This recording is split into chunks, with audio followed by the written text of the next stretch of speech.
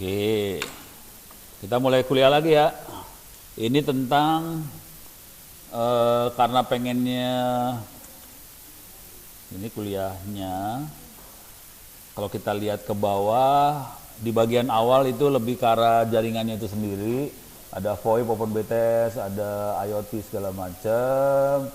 Masuk ke awalnya intro hacking sampai belakang. Jadi kuliah cyber security dibagi dua. Satu untuk security-nya, keamanannya, satu lagi untuk attack-nya, serangannya hacking. Jadi filosofinya kira-kira gini, Anda tidak akan pernah bisa belajar security kalau tidak tahu bagaimana caranya orang nyerang. Gitu ya. Jadi kepaksa kalau mau belajar security, harus belajar gimana caranya orang jahat itu kerja. Kalau nggak tahu cara orang jahat kerja, kita nggak akan pernah bisa bagaimana teknik bela diri. Kira-kira kayak gitu sih filosofinya.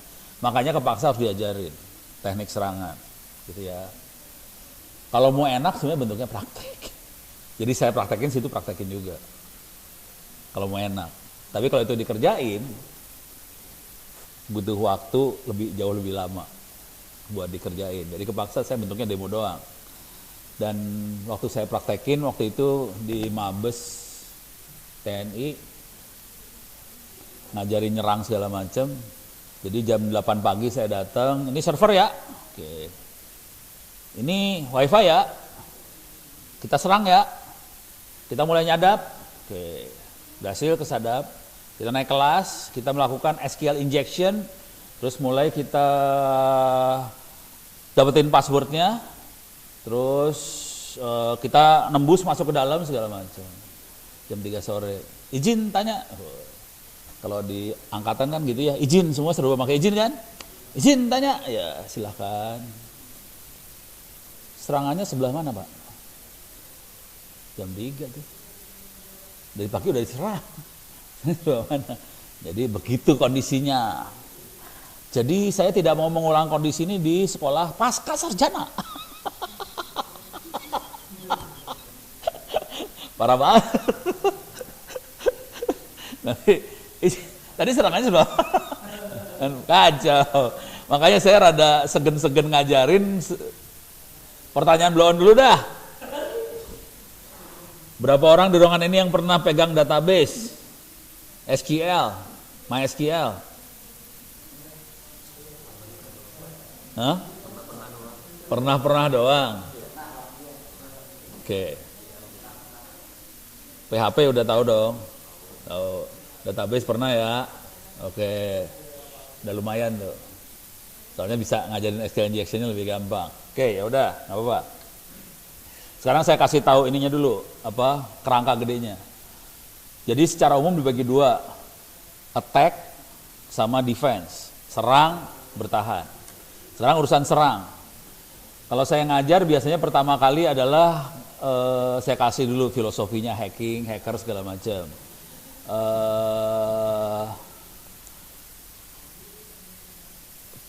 Filosofi sederhananya ginilah.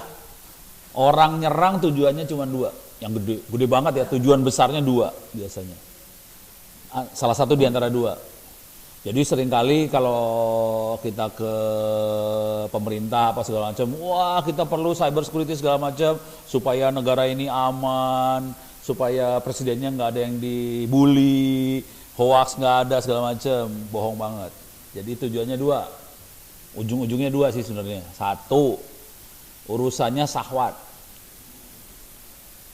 Belum pernah diserang syahwat ya? Belum.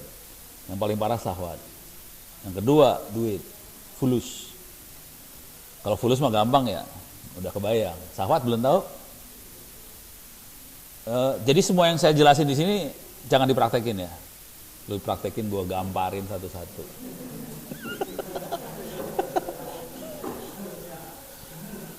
Korban yang paling jelas waktu itu anak saya. Satu hari ngubungin saya, Pak, ini ada temen, kenapa? Diperes. Kok bisa diperes? Gara-garanya tahu apa? Gara-garanya ini situs-situs yang ini apa sih? online itu apa sih yang pakai webcam? Hah? Ya pakai webcam online itu kan. Udah gitu ceweknya buka bajunya satu-satu kan. Udah gitu cowoknya buka baju juga kan. Temennya dia yang cowok nih. Ceweknya buka baju. Cowoknya ikut buka baju kan. Nah, selesai. Shutdown, mati. Udah gitu cowoknya dapat email. Pokoknya dikontak tuh cowok. Lu kalau videonya nggak mau disebarin, transfer duit. Mampus lu. Dan itu temennya anak saya. Gitu. Korban kayak gitu banyak banget sih. Jadi jelas tujuannya tuh duit syahwat. Gampang sih. Dan itu tidak masuk ke Badan Siber Nasional. Gak ada di Badan Siber Nasional. Badan Siber Nasional urusannya bagaimana supaya lembaga sama kementerian aman, menterinya aman, presiden aman, udah gitu banget lah, TNI banget lah. Tapi kenyataan hidup kita nggak seperti itu. Sebagian besar serangan urusannya kayak gituan.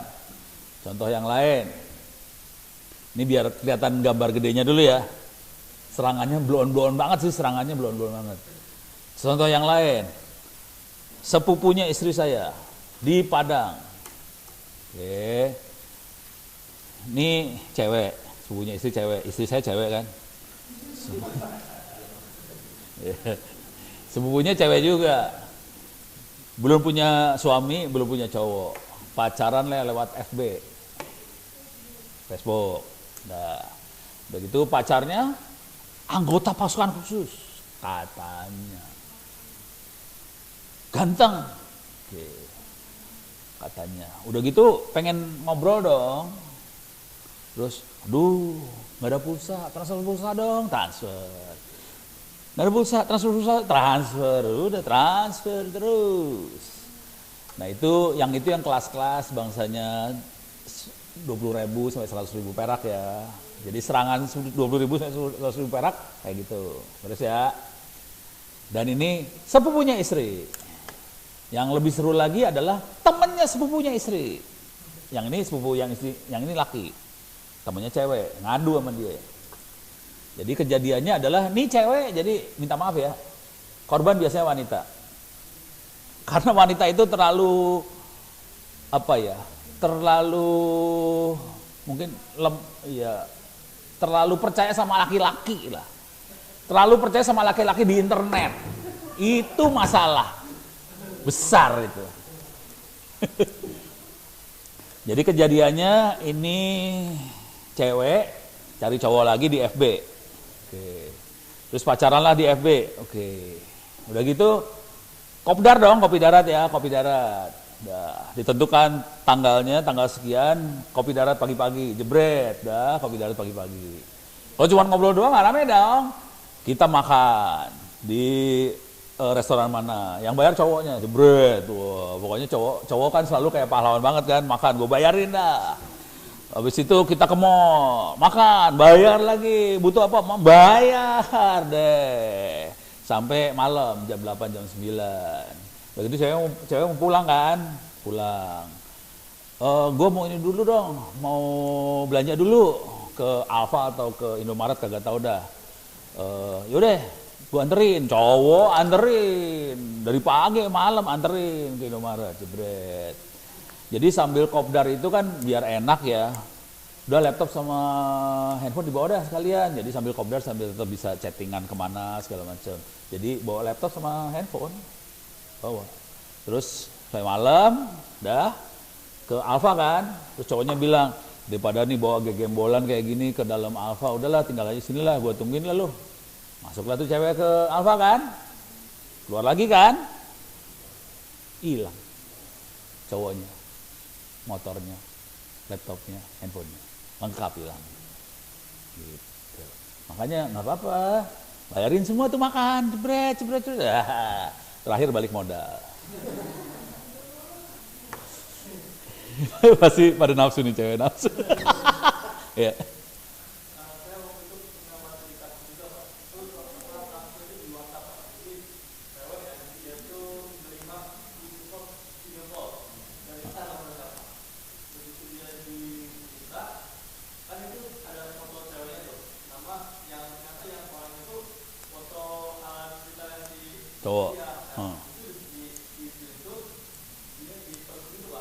Si cowok. Oh.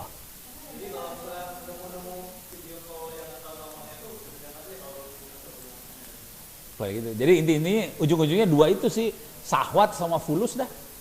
Serangannya parah banget. Beres ya. Tapi itu masih kelas-kelas, laptop paling berapa sih? Laptop harga berapa? 4 juta. 4 juta, paling mahal juga paling 7 juta kali ya. 7 juta udah mulai lumayan ya, 4 jutaan lah, rata-rata 4 juta. Handphone 2 juta. Jadi 6 juta hilang tuh. Masih kelas 6 juta. Rekor yang saya kenal ada 3 sih. Yang satu ibu-ibu di Klaten. Kenanya sekitar 300-an juta. Yang satu lagi guru saya sendiri. Profesor Institut Teknologi Bandung. Kenanya 200 juta. Yang ini cowok. Profesor ini cowok. Kalau yang profesor gampang kisahnya. Sering dapat email spam. Isinya nawarin investasi. Profesor ITB percaya ditransfer duitnya. Kagak balik tuh duit. Keren banget dah. Pas di trace itu duitnya larinya kemana? Ke Nigeria. Gitu. Kalau itu gampang ceritanya. Tapi sakit hati aja. Kenapa saya sampai tahu? Karena anaknya profesor teman saya, anaknya saya bilang ke saya, "No, lu bilang bisa ngomong nggak sama babe gue?" "Apaan?" "Udah dikhlasin aja itu duit dah." "Kenapa sih?" "Ih, ditipu." "Apaan? Investasi ke Nigeria?" "Ya capek." Kayak gitu ya percaya. Profesor ITB lagi kan, ngeri kan. Profesor aja percaya, coba gila. Nah, yang kasus yang 2 lagi, ibu-ibu.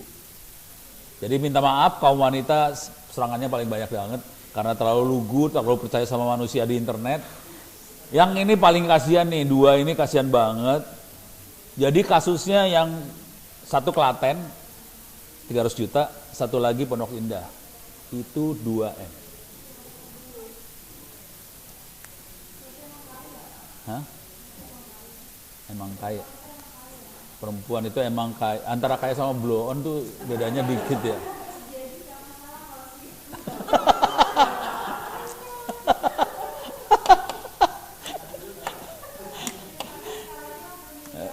Iya. Jadi asal tahu ceritanya gini kira-kira. Jadi kasusnya adalah ini ibu-ibu ini sukses. Duitnya banyak, kaya, butuh suami, butuh kasih sayang. Bucin. Ya. Jadi urusannya syahwat lagi sih. Butuh kasih sayang, dan kalau dia dengan kondisi dia yang kaya raya seperti itu, dia cari kasih sayang dari lu pada yang rambutnya hitam percuma. Jadi dia carinya di internet dengan asumsi internet itu pakai komputer canggih, kemungkinan besar orang yang pakai internet orangnya pinter. Nggak kayak lu pada yang S2 aja belum. Carilah di internet. Oke. Kalau yang di Klaten itu biang keroknya dari Malaysia, cowoknya. Kalau yang di mana sih namanya? Pondok Indah itu ngakunya diplomat Inggris. Pas denger ceritanya, nah ini masih orang Nigeria lagi. Oh, orang Afrika hitam ini bajingan semua isinya. Jadi kisahnya tadi jelas ya. Konteksnya adalah ibu-ibu kaya, kaya raya, nggak punya suami, cari suami. Pakailah internet buat cari suami itu. Udah pada kawin belum sih? Udah kan? Belum. Kalau yang udah kawin, udah tahu gimana cara susahnya kawin sama wanita Indonesia. Ya kan? Harus ada surat numpang nikah lah. Surat inilah, itulah, itu yang namanya surat itu semua duit itu loh. Jadi bayangin orang diplomat Inggris mau kawin sama wanita Indonesia. Duit kan? Wah langsung, waduh kita butuh ini, transfer. Udah kebelet. Transfer, ya udah 300 juta lah urusannya. hilang. Yang satu lagi 2M. Padahal kan fotonya ini di format Inggris, ya lu tau sendiri di internet mah tinggal masukin keyword, cowok cakep banget, bule, keluar semua gambar cowok bule cakep, tinggal dikirim selesai masalah. Beres ya. Jadi serangan yang paling gedenya itu, dan teknik serangan ini kita kategorinya biasanya nyebutnya adalah social engineering. Bingung ya? Social engineering, goblok banget yang bikin istilah ya. Biasanya kan social science, apa ini social engineering, gimana caranya ya udah. Kalau bahasa sederhananya mah nipu, kira-kira gitu. Jadi teknik serangan di internet yang gede adalah penipuan seperti itu, dan biasanya kalau kita nyerang, kita akan nyerang titik yang paling lemah di sebuah sistem. Misalnya kita mau nyerang bank, emang kita serang banknya? Kagak, lu gila aja nyerang bank. Isinya orang pintar semua, duitnya kenceng, sistem paling pasti bagus banget. Yang kita serang kalau di bank di mana? Yang kita serang nasabahnya yang diserang. Jadi kalau kita nyerang, yang diserang yang paling lemah, nasabah. Jadi selalu. Jadi kalau kita sebagai apa? Penyerang, atau kalau dalam hal ini kalau kita mau jadi security jaringan, harus ngerti psikologi attacker, orang yang nyerang. Dia akan nyerang titik lemah. Nggak mungkin dia nyerang titik yang kuat. Ini gila aja lo kalau udah tembok tebal diserang, goblok aja kan. Ngapain gua serang yang kuat-kuat? Yang lemah aja kita serang, kita masukin dari yang tempat yang lemah. Jadi cara insting berpikirnya kayak gitu. Kira-kira gitu ya, beres ya? Oke. Cuman tetap ada dua dunia nih sebenarnya, ada. Ini bedanya cuma beda ini doang sih. Tipis doang bedanya. Antara masuk surga sama neraka tuh bedanya tipis. Oke, jadi teknik hacking itu memang kita pakai buat nyerang sistem. Kalau kita mau ngetes, jadi semua sistem tuh harus dites. Ini sistem bisa dijebol nggak? Namanya pen tester. Jadi hacking itu emang dipakai. Dan itu lumayan duitnya. Buat jadi pen tester lumayan. Oke. Terus waktu sebelum kita nyerang, kalau mau latihan pengen belajar, sorry ini di SMK diajarin gak sih? Ginian? SMK diajarin kagak? Hacking, security gak diajarin? Aduh. Perasaan gue masukin di kurikulum. Ini persiapan, jadi kalau sebelum nyerang, jangan pernah nyerang sistem yang benar-benar operasional. Jangan menyerang misalnya sistem yang namanya misalnya presidenri.go.id, jangan diserang itu. Urusannya 6 tahun penjara tuh urusannya, denda 600 juta. Jadi kita harus nyiapin server buat diserang. Oke, di sini diterangin teknik nyiapin servernya. Kira-kira gitu. Jadi ada persiapan hackingnya, nyiapin servernya diterangin. Terus, langkah pertama di serangan adalah ya kayak di militer lah. Kalau kita mau nyerang di militer, kalau proses serangan di militer biasanya kita melakukan intelijen mata-mata segala macam. Ini lawannya seberapa kuat sih, titik-titik strategisnya di mana aja. Misalnya kalau di dunia militer yang diserang biasanya supply energi, supply makanan, supply bahan bakar, supply listrik segala macam. Jadi bayangin kalau kita punya peralatan tempur, tank apa segala macam, bensinnya dibuang, ya nggak jalan semuanya langsung kan. Gimana caranya kita matiin supply itu. Jadi ini melakukan intelligent footprinting. Kemudian serangan yang paling blow on namanya menyadap. Ini sniffing. Dan jangan khawatir, hari ini kita semua disadap sih. Lu mau pakai Telkom, ke Excel, Axis, mau ke internet, disadap semuanya. Pakai Bukalapak, pakai Tokopedia, pakai Blibli.com, semuanya disadap. Jadi Anda tuh disadap semua sih. Jadi dengan seperti itu, kita harus tahu dengan kondisi kita disadap, kita harus tahu mana yang bisa kita lepas, mana yang nggak boleh kita lepas. Ini teknik bela dirinya ya. Jadi harus tahu aja. Jangan sampai semuanya kita lepasin. Teknik serangan benerannya kira-kira gini dah. Ini kejadiannya sama mahasiswi BINUS. Ya sekarang udah lulus sih. Mahasiswi BINUS. Pada punya Facebook nggak? Punya. Temennya berapa? Hah? 5.000? 1.000? Wah, paling benar gitu. Nggak punya Facebook. Berapa? 1.000. Oh, mainnya IG tadi ya? Oh alah. Followernya berapa follower? IG? 700, oke. 700k.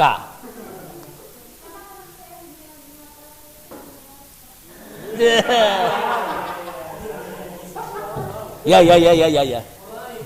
Mulai.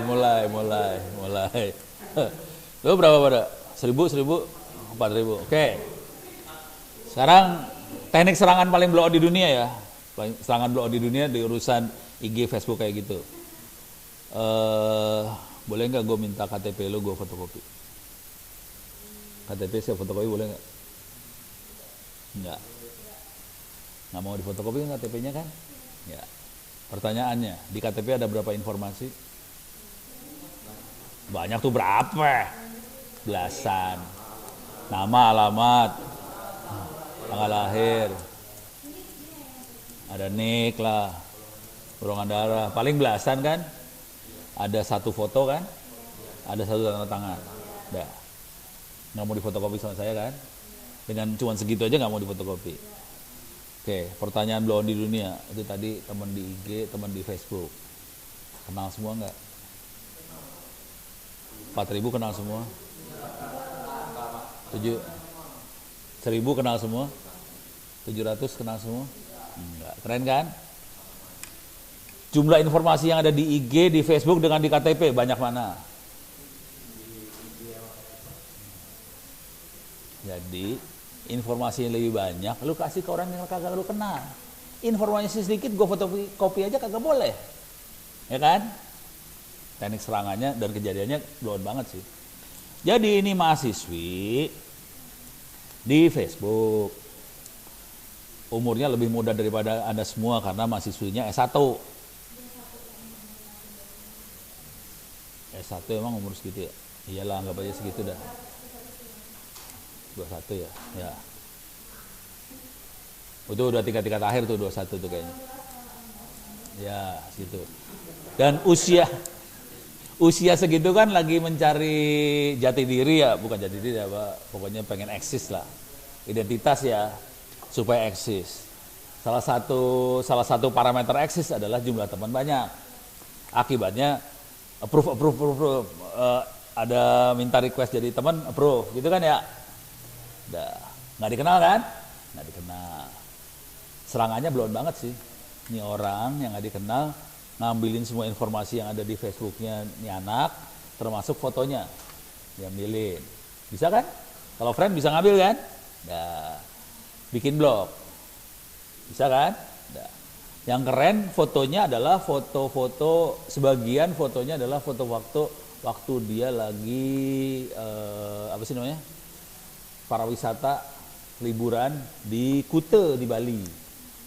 Kalau di Kuta di Bali di pantai cewek binus, bukan Dharma Jaya yang bajunya panjang-panjang itu, bukan yang itu ya.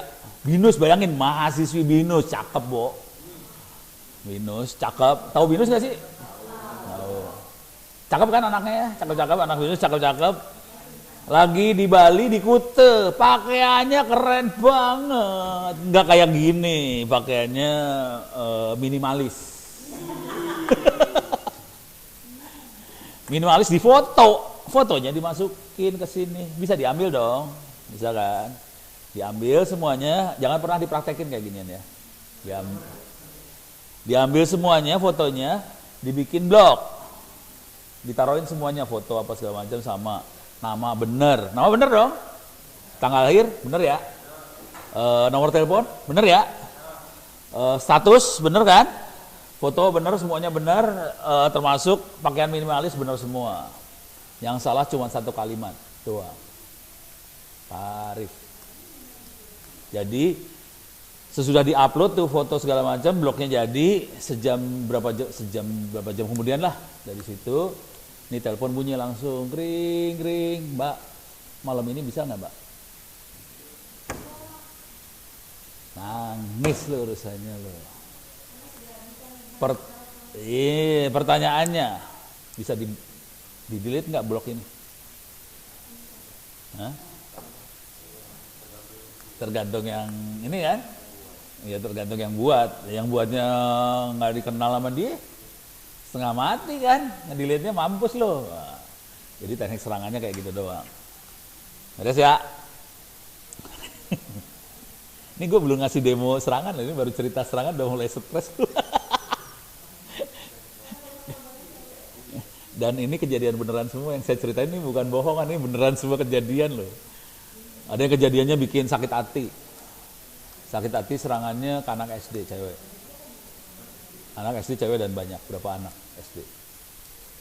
Teknik serangannya, tapi kalau yang itu anak-anak pada marah semua dan kita kejar, yang nyerangnya ketangkep. Teknik serangannya kurang ajar banget, asli kurang ajar. Hah? Jadi di Facebook kan yang boleh bikin kan 18 tahun ke atas. Ini anak SD bikin Facebook. Biasanya caranya kan tanggal lahirnya dikatrol kan. Jadilah anak SD bikin Facebook. Udah gitu, ini anak SD ketahuan dari gambar, ngobrolan segala ketahuan anak SD. Ini yang nyerang masuk ke grup ngobrolan mereka, masuk situ udah. Terus dengerin ngobrolan mereka. Ini cewek-cewek SD ya. Terus mereka curcol kan. Ini ada yang pertama kali datang bulan lah, apa segala macem. Nah, udah gitu, saya dokter nih, saya bisa kok pokoknya dokter urusan kedokteran gitulah ya. Terus sini kalau mau saya periksain, liatin foto aja. Di foto, tolong dibuka bajunya biar saya bisa lihat. Foto gitu, buka baju, habis jago. Pinter banget nih, kurang ajar bener. Itu dikejar sama teman-teman, ketangkep sih, Surabaya. Gitu. Terus ya. Pokoknya kasusnya banyak banget dah di internet, mah kacau-kacau di internet, kacau. Kadang-kadang kita nggak kepikiran gitu. Terus jadi ini masih nyadap, sniffing, udah gitu hacking wireless. Hacking wireless itu ngejebolin wifi-nya kita, dapetin password segala macem. Terus attack password, ngejebolin password.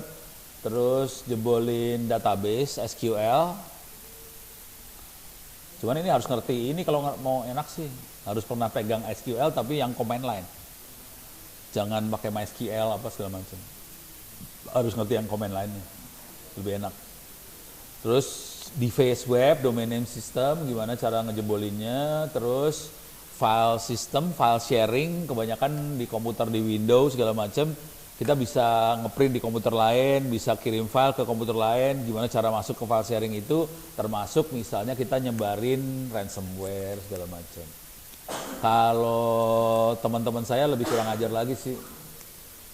Dia biasanya kalau jailnya dikeluarin, dia suka bikin malware, software yang brengsek-brengsek kayak gitu. Tapi bukan di komputer karena sekarang sebagian besar orang itu pakainya handphone, bikin malware, taruh di handphone. Udah gitu kita bisa ngontrol jarak jauh tuh handphone, walaupun kondisi handphonenya layarnya hitam, seperti ini hitam, dieksploit. Kita bisa kirim perintah ke handphone itu, tolong layar depan ada gambar apa, layar belakang ada gambar apa, dikirim ke laptop saya di sini. Kita cari, terus tolong suaranya direkam, rekaman suara dikirim, SMS apa aja yang masuk kirim, udah masuk semua. Gampang banget tuh bikin exploitnya, gampang kok asli. Udah saya kerjain, gampang. Pokoknya capek deh. Baru saya, jadi jangan pernah percaya bahwa handphone kondisi seperti ini aman. Jangan pernah percaya bahwa handphone yang udah dikasih key itu aman. Nggak ada yang aman lah dunia. Yang paling aman tuh nggak punya apa-apa. Aman. Oke, itu kira-kira teknik serangan.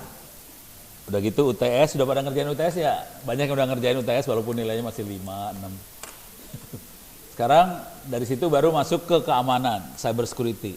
Cyber security ini mulainya dari yang gambaran secara umum, cyber security seperti apa, kemudian dasar mengamankan server. Di sini ada 20 tip ngamanin server. Cuman insting ini akan jalan tersendirinya kalau kita sudah belajar sistem. Jadi ini ada kuliah yang lain sih, sistem operasi. Di sini nggak diajarin juga. Jadi banyak kuliah-kuliah saya nggak diajarin sih. Jadi saya pernah ngajar di kampus lain sistem operasi, tapi di sini nggak diajarin. Gitu. Karena masih pada Windows banget, pusing saya. Jadi kalau ini udah ngerti sistem operasi, yang tip yang ini gampang sih sebenarnya. Dasar pengamanan server gampang. Terus mulai belajar namanya firewall. Terus mulai belajar namanya secure shell sama secure copy. Kalau transfer file biasanya pakai apa pada? Transfer file. Hah? FTP. Oke. Sebagian masih pakai FTP. Kalau pakai secure FTP masih nggak apa-apa ya. Kalau SFTP masih nggak apa-apa. Cuman ini kejadiannya saya waktu itu di TVRI Republik Indonesia. Itu wartawan-wartawan di daerah kirim file gambar ke pusat, makanya FTP biasa. Ya sudah, seru dah urusan.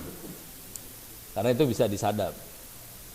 Bayangin lembaga-lembaga gede kayak gitu kan, makanya aduh ampun-ampun dah. Saya sendiri udah nggak berani, orang-orang itu pada berani semua ya. Kalau kita udah ngerti sih malah makin nggak berani. Saya sendiri susah buat ditelepon. Telepon saya blokir, yang bisa nelpon cuma istri sama anak doang. Yang lain nggak bisa nelpon, SMS nggak ada yang bisa, kecuali istri dan anak, WA nggak ada yang bisa. Kecuali istri anak lagi. Jadi saya udah sampai level kayak gitu. Kalau mau hubungan pasti pakai email, kalau nggak pakai Twitter, kalau nggak pakai pesan kita. Tapi yang paling bagus email kalau saya. Karena lebih susah disadapnya. Tapi kalau yang benar saya ada email satu lagi yang benar-benar di enkripsi. Jadi kalau mau komunikasi lebih serius lagi ada email yang biasa saya sebarin tuh email yang nggak di enkripnya. Jadi kalaupun disadap masih nggak apa-apa sih. Cuman ada satu email lagi yang emang secure banget. Jadi misalnya kalau udah bicara yang orang lain nggak boleh tahu, bener-bener nggak boleh tahu, ada email lagi satu lagi. Masalahnya jadi saya nggak bisa ditelepon sih sebenarnya. Gitu. Kalau udah tahu udah makin nggak bisa diapa-apain, makin menjauhi. Padahal saya bisa bikin BT seluler sendiri ya, telepon nggak bisa, males. Gitu. Jadi ini secure shell secure copy, udah gitu belajar VPN, terus belajar web application firewall. Firewall itu sendiri, kalau firewall yang normal kan dia hanya mempertahankan sampai layer 2, 3 lah. Tapi di layer aplikasi biasanya nggak ada pertahanannya.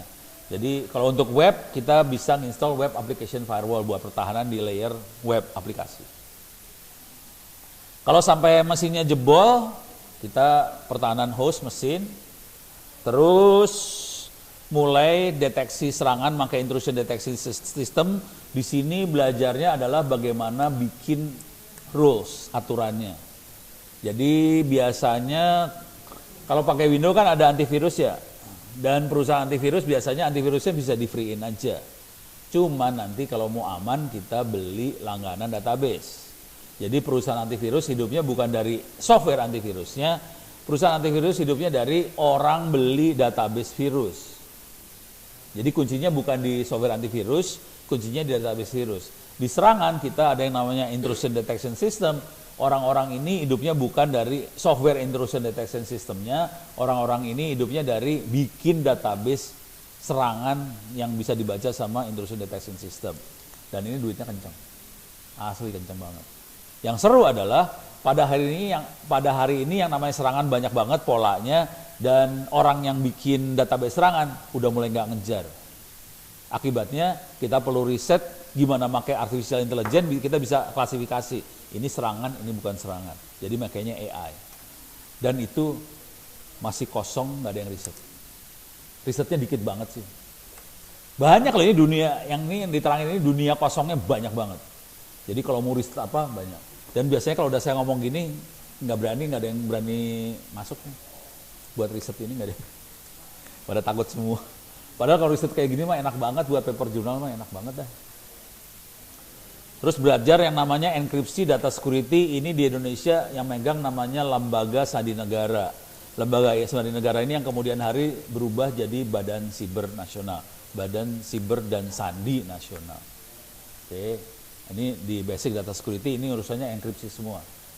Terus Dua terakhir, jadi mulai dari jaringan, hacking, security. Duitnya, ya ada duitnya lumayan aja, tapi kalau mau duit gede ada di dua makhluk terakhir ini. Yang forensik ini duitnya sekitar 300-an per kasus. Satu kasus antara 200 sampai 300 per kasus. Satu kasus itu diselesaikan dalam waktu kira-kira 1 minggu. Jadi forensik ini tujuan akhirnya adalah cari barang bukti yang bisa dikasih ke pengadilan kalau ada apa-apa. Jadi ini biayanya sekitar 200 sampai 300-an per kasus ya. Dan saya kenal orang-orangnya. Jadi hidupnya mereka tidak perlu kerja setiap hari, setiap minggu, bisa kerja setahun sekali aja. Sudah dapat, ya udah. Hidup udah. Udah seminggu, setahun. Udah hidup. Nggak usah kayak lu pada harus belajar S2 segala macam, tetap aja nanti tiap hari kerja kan ya. Ini mah kagak, seminggu kerja udah ongkang-ongkang, kipas-kipas. Ngebayangin penghasilannya 200-300 seminggu. Dan jangan khawatir, di Republik ini kasus yang ada di bank aja per hari itu puluhan bank. Cuman mereka nggak ngebuka ke publik bahwa kasusnya banyak. Kalau dibuka ke publik, nama baik bank bisa jatuh. Jadi tidak dibuka ke publik. Jadi diam-diam aja. Terus beberapa yang fatal-fatal dicariin ahli forensik buat dapat barang bukti, urusannya pengadilan. Itu yang fatalnya. Kalau nggak terlalu fatal, diamin dulu. Dikasih ganti rugi aja, bagaimana dah. Soalnya kalau tiap kasus bayar 200 juta kan pusing juga nih bang. Gitu. Jadi ini duitnya kencang. Orangnya nggak banyak, ahlinya tidak banyak sama sekali. Yang bawah ini adalah ini sering banget nih saya diminta ini. Saya males, kayak ginian males sih sebenarnya. Karena ini urusannya auditor. Jadi ini adalah mengaudit keamanan sistem. Jadi misalnya kita punya sistem. Dan ini sudah peraturan pemerintah, peraturan Kominfo, semua sistem harus certified ISO 27001. Ini makhluknya. Information Security Management System. Ini sama sekali urusannya bukan teknik. Ini urusannya manajemen.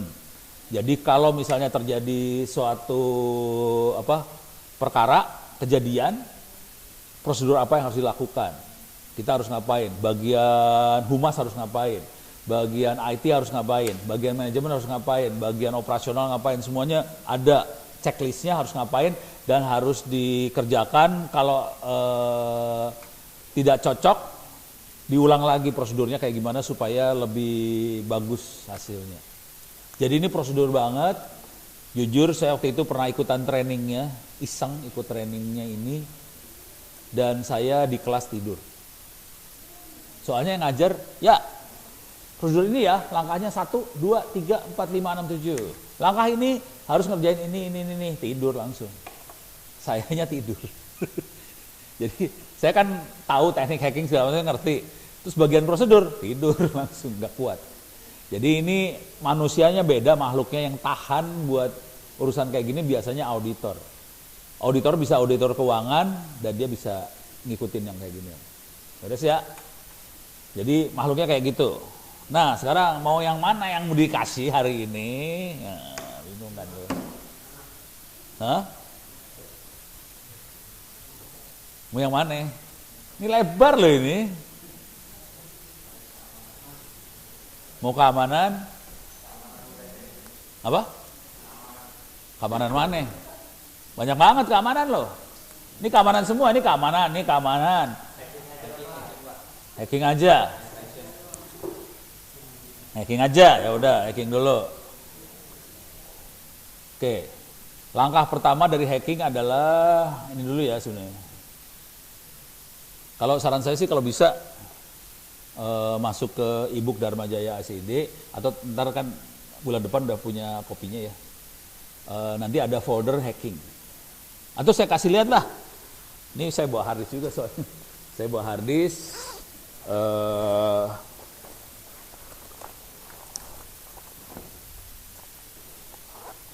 Bukunya banyak banget, jangan khawatir. Bukunya banyak sekali, sangat banyak sekali. Saking banyaknya bacanya pusing.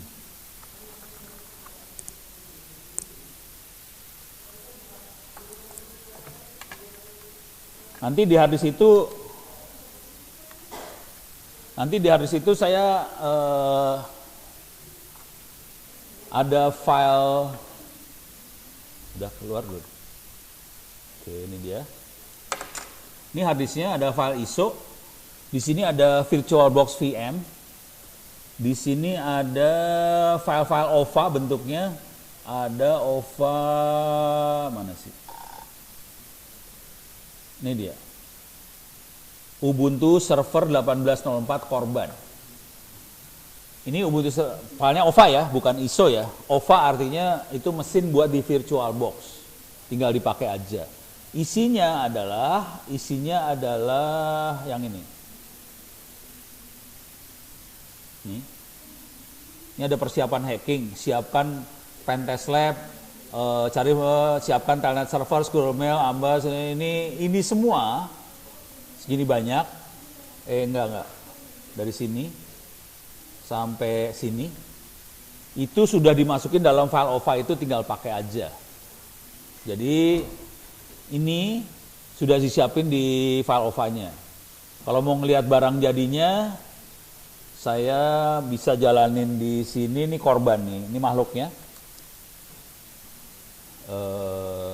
Saya start headless aja, mudah-mudahan jalan. Restoring, running. Coba saya show. If config. Oh. Dia klien ENP0S3. Kalau nggak mau, oke, dapat IP. IP-nya adalah 192.168.0.103. Beres ya? 192 bukan 0, 192.168.103. Ya, ini IP-nya dia. Tapi ini tadi saya cepet aja ya, DH klien apa segala macam ya. Karena udah biasa. Nah, teknik yang cepet-cepet itu harus latihan sih, jam terbang. Kalau biasa, kalau kebiasa pakai Windows, nyari menu buat ngeklik kemana segala macam. Kalau saya udah biasa ngetik jadi gitu. Oke. Kenapa harus pakai command line? Karena Anda akan pegang server. Makanya command line. Kalau ada option pakai GUI, kalau udah biasa command line, GUI sama, jadi ada perintah di GUI biasanya di command line juga sih. Jadi aman-aman aja kalau biasa. Jadi contoh servernya udah jadi kayak gini. Dia 8.103 ya. Saya akan coba nge-browse 8.103 squirrel mail. Ini masuk. Jadi ada webmail di situ. Coba lagi 192 8.103 DVWA 1.9 ada DVWA. Jadi ini DVWA adalah DEM Vulnerable Web Apps. Ini DEM vulnerable tuh amat sangat lemah banget. Web to web, apps to aplikasi. Jadi aplikasi web yang sangat lemah. Kenapa dibikin sangat lemah? Karena kita pakai buat latihan nyerang. Jadi ini DVWA buat latihan serangan. Gitu ya. Jadi belajar hacking harus install software-software seperti ini. Kita bikin server yang emang bisa diserang dengan mudah. Kejadiannya adalah waktu saya di Mabes itu ngajar pasukan khusus. Selesai saya latih, komandannya nanya dong, coba demoin apa yang dilatih Ono. Didemokan, mau persiapan buat demo dong buat komandan. Install lah sama dia WordPress, jebret, baru, kosong, bersih. Diserang, nggak bisa-bisa, orang kosong, bersih, nggak ada apa-apa, baru install, nggak bisa diserang. Jadi server kosong baru diinstal, nggak bisa diserang, terlalu aman. Jadi supaya bisa diserang harus ada lubangnya. Jadi buat demo kita harus bikin server yang emang bolong. Nggak mungkin kita nyerang server baru, kosong, blong, nggak ada apa-apanya, nggak akan bisa diserang. Karena udah terlalu aman banget, gitu. Beres ya, filosofinya sederhana banget sih. Jadi buat latihan-latihan kayak gini kita biasanya bikin server yang emang lobang, yang ada bolongannya biar bisa diserang. Dah. Sekarang ini ada mail, ada ini segala macam. Serangan yang paling blown yang kemarin saya demoin buat kirim email ya. Waktu minggu lalu kan saya udah demoin buat kirim email. Jadi itu mungkin nggak akan saya ulang. Tapi ini karena di YouTube kayaknya perlu diulang dikit.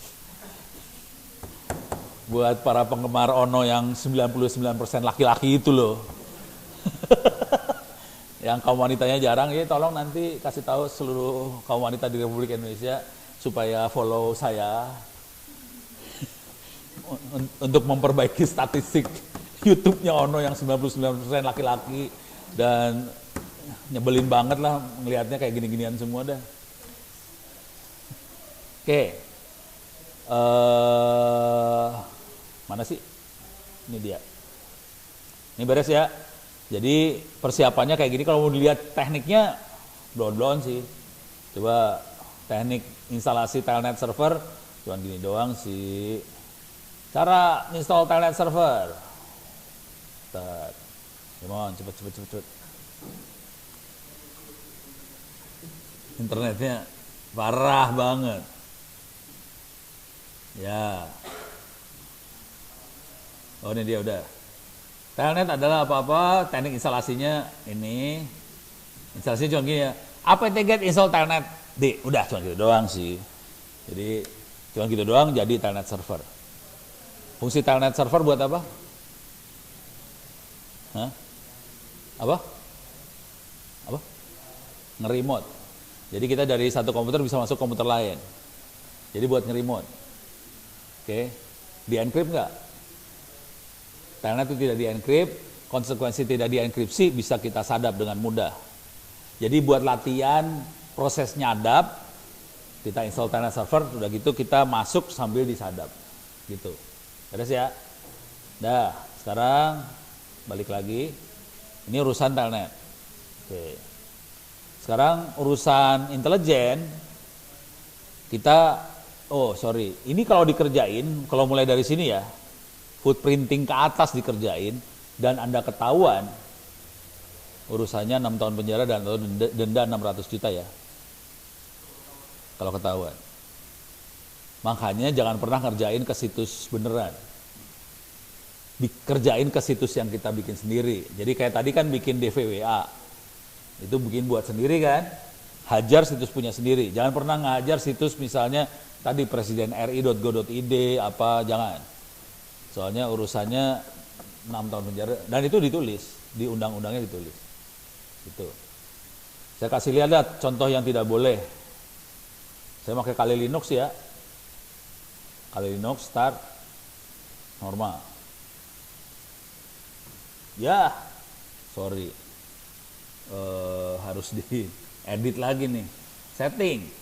Karena ini kemarin nah ini harus dibuang. Komportnya dibuang, itu karena settingan buat ini semua nih. Buat apa sih namanya? Buat GNS3. Kalau keluarnya di serial portnya biasanya. Terus ini jangan pakai UDP tunnel, itu buat GNS3. Kita ganti ke bridge adapter, masuk ke WiFi. Ininya udah. Oke, cobain start. So, oke, jalan sekarang, mudah-mudahan jalan.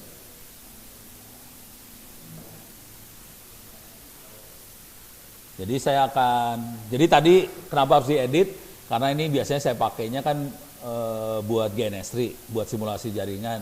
Di GNS3 dia ngerubah arahnya, jadi internetnya nggak diarahin ke internet, dia pakai UDP tunnel buat internal jaringan di GNS3.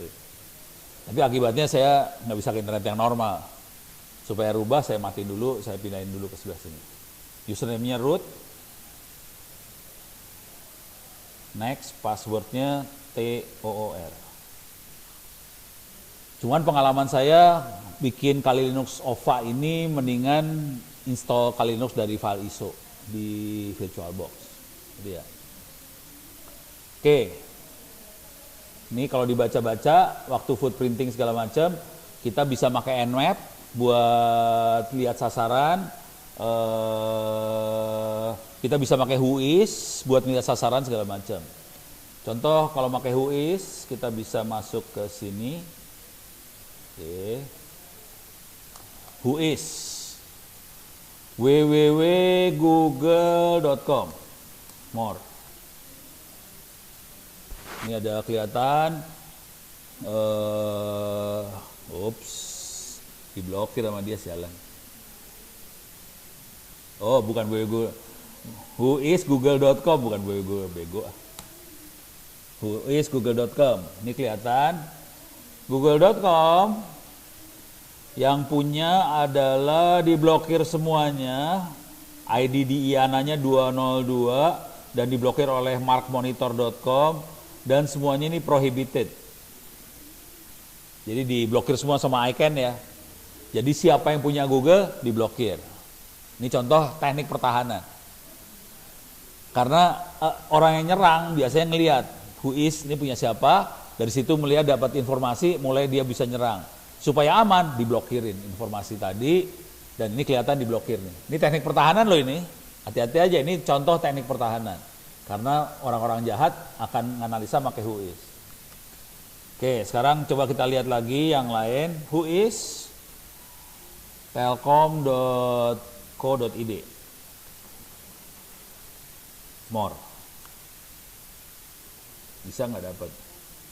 Nggak dapat. Nggak kebuka. Lebih parah, Indonesia mah nggak ada datanya.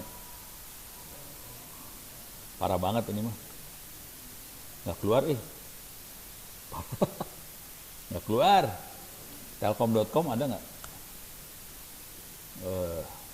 Harus di more dulu.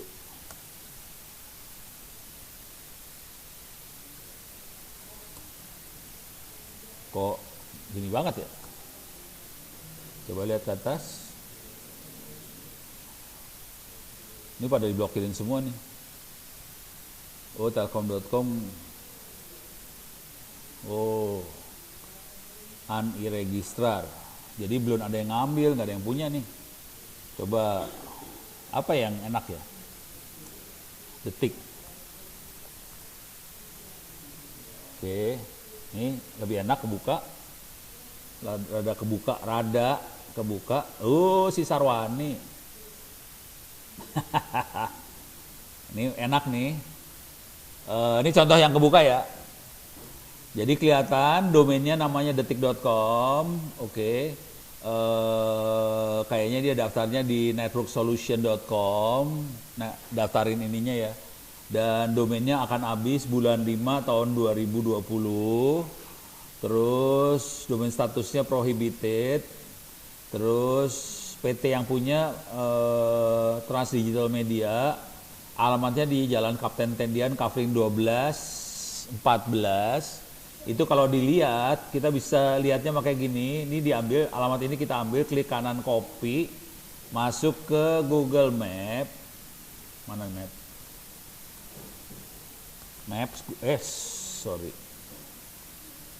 Maps, google.com. Masukin alamatnya. Paste. Kok nggak mau oh, sorry, ini beda mesin ini. Kepaksa buka browser di sini nih, biar bisa kopas. Soalnya keluar mesin virtual tadi. Maps, google.com. Oke. Ya ilah ilah. Oke, Jalan Kapten Tendian segala macam. Oke, ini dia. Ini makhluknya di sini. Namanya apa? Trans TV. Jadi Detikcom itu punya Trans TV.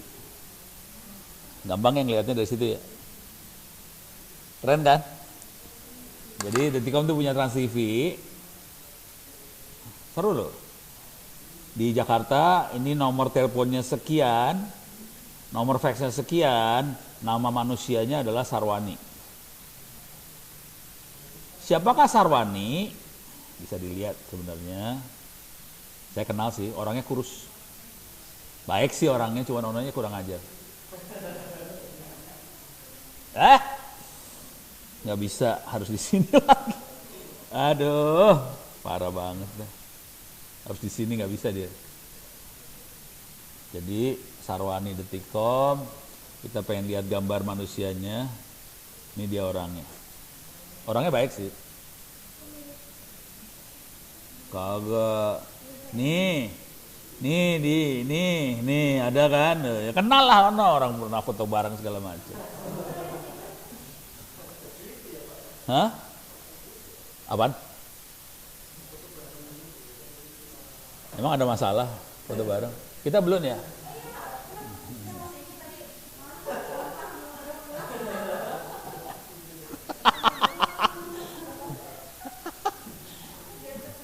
Iya ntar bisa buat ini kok, buat modal buat nyari mertua apa segala macam bisa kok, tenang aja. Oh emang rezeki saya gimana? rezeki saya suami satu istri satu gitu ya. Nah, rugi masih kalau bisa suami 4 istri 4. Waduh lo kok bisa gitu ya.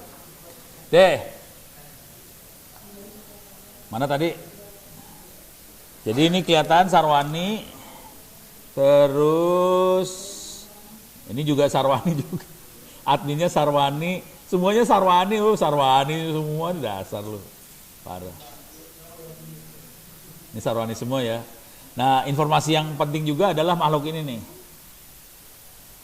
Yang pegang detik.com itu siapa? Server mana, NS-nya siapa?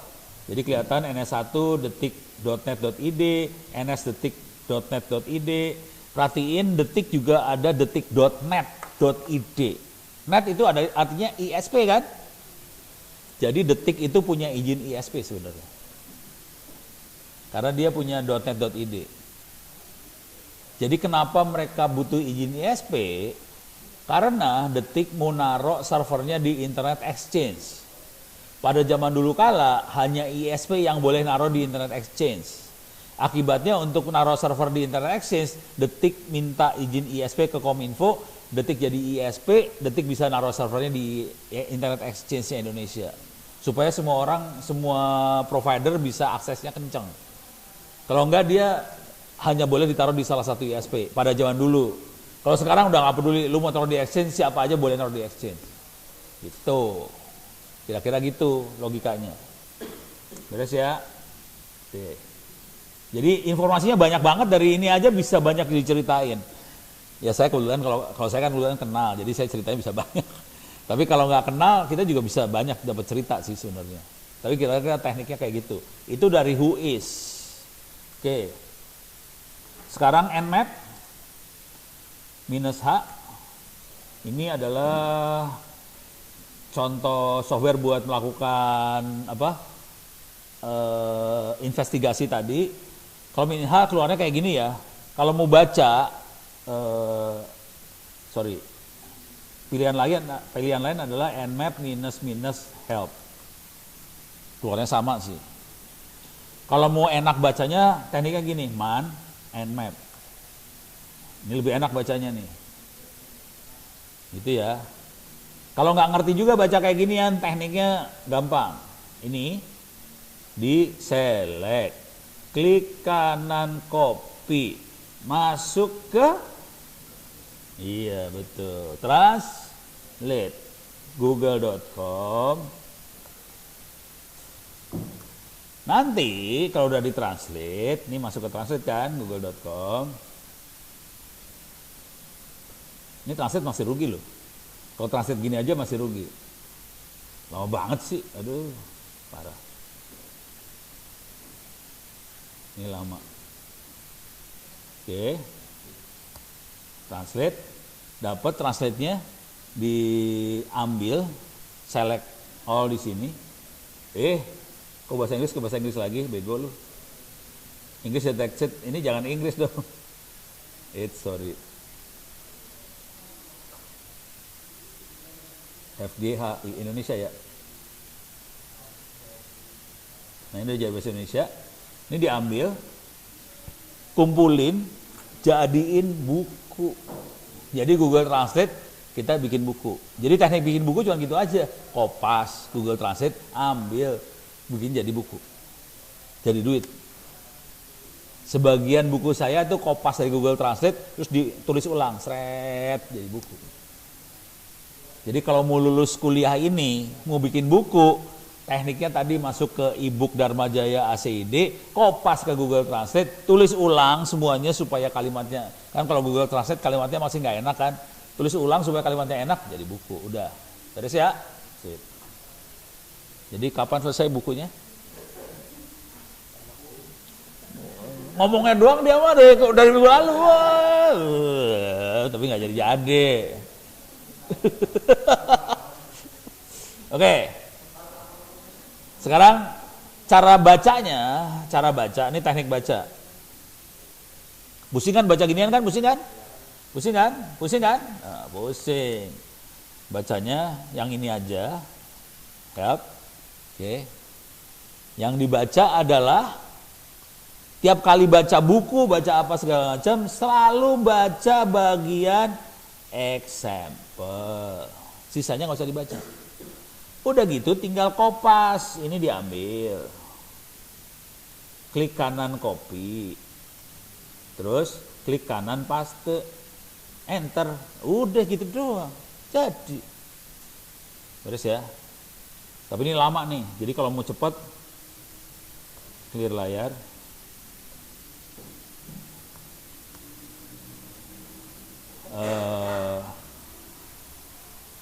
Ini all soalnya. Kalau mau cepat bisa masuk ke Ono Center, Wiki,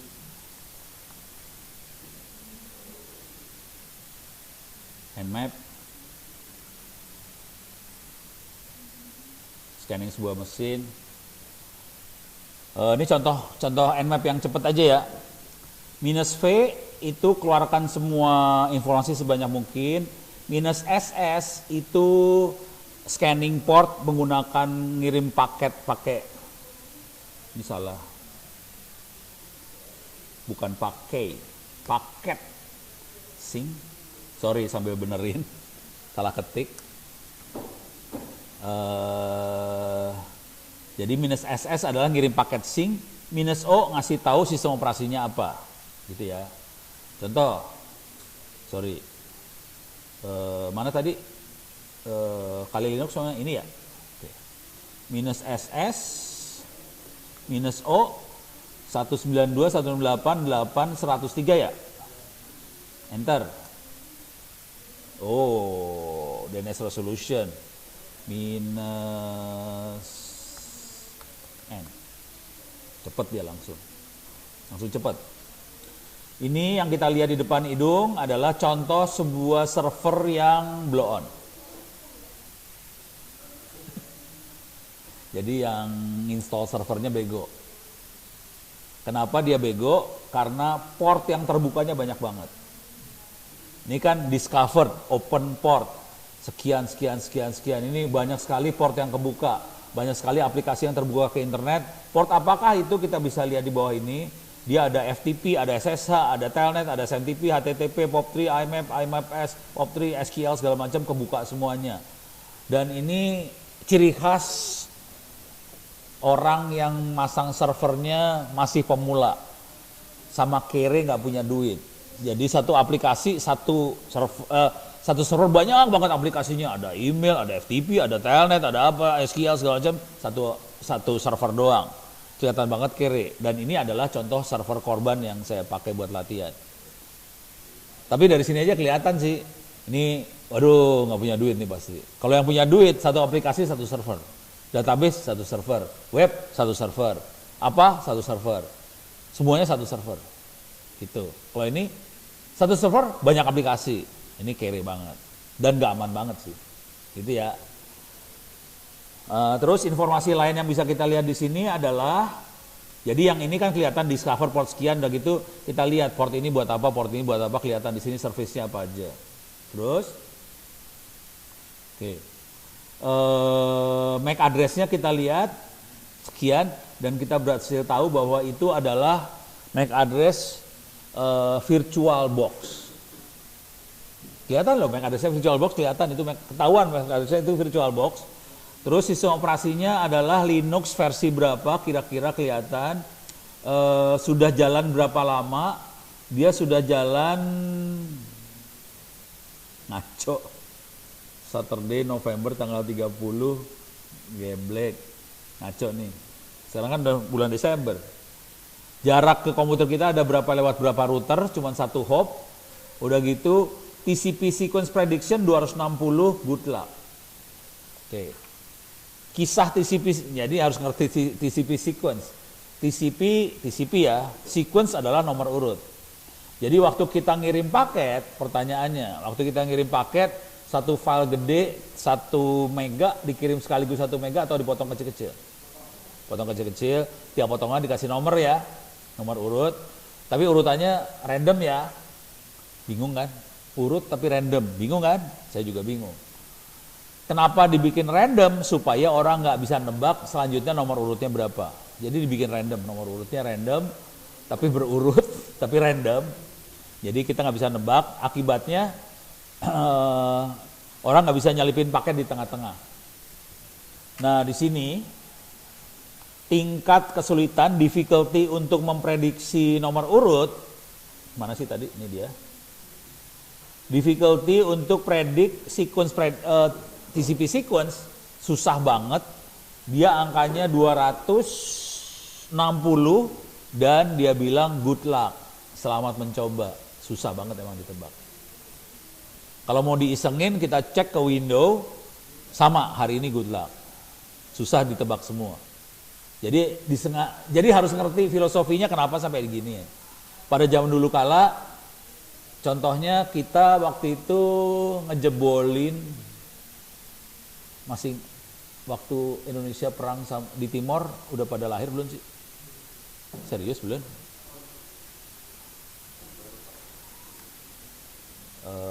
Operasi Seroja itu tahun berapa ya? Perang Timor, Operasi Seroja, tanggal 7 tahun 75. Hah? Hah?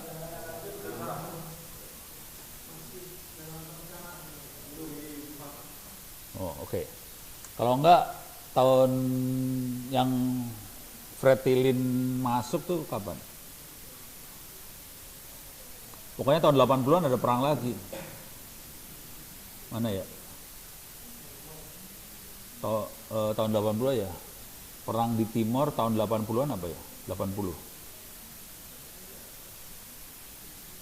Kemudian 80 Fretilin salah. Tahun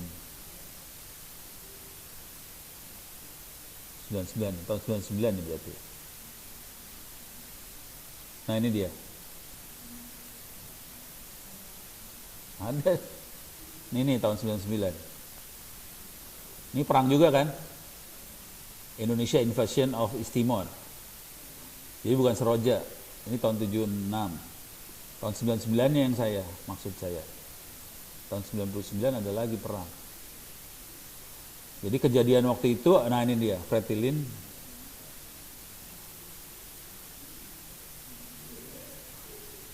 Dili tahun 92, capture 93, Sanana suksesor, segala macam, pokoknya perang. Nah kejadiannya waktu itu Portugis bantuin Timor. Jadi TNI turun ke Timor segala macam, Portugis ada di sebelah sana, kita serang segala macam. Waktu itu tahun 93-an, tahun-tahun ini, ITB sudah mulai nyambung ke internet, kita ikut perang. Keren kan? Yang kita serang, kalau Indonesia belakangnya dot apa? .id, Portugis dot apa? Nggak pada tahu ya? Portugis dot Amerika dot US, Jepang dot JP, Portugis dot